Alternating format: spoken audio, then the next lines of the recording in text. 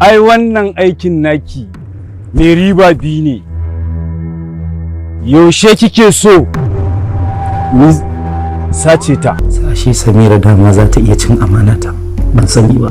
Uwar bariki ce fa. Kuma kuɗinka kawai take so yarinyar nan. Kai ya magana aikin nan saka.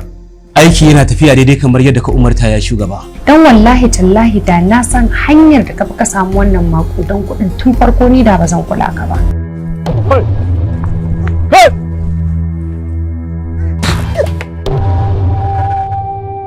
Amma ni a jikina ina ji kamar wani abu yana faruwa da Habiba.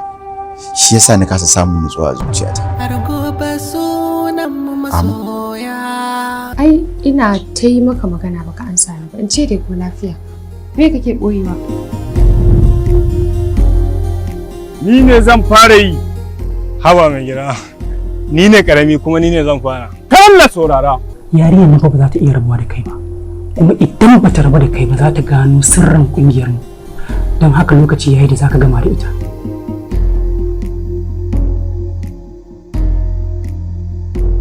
Ni fa ba zan iya kashe Samira da hannuna ba. Dan ina son ta.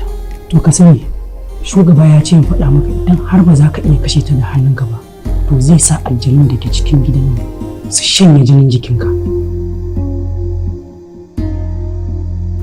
Ka karɓi wannan bindigar ka sa ta a cikin aljihunka ka tafi can gidan su Samira ka ɗauko ta a cikin motarka ka tafi da ita can bayan gari ka harbe ta ta mutu ka yadda gawanta a can ka kashe ta domin ka ceci taka rayuwar.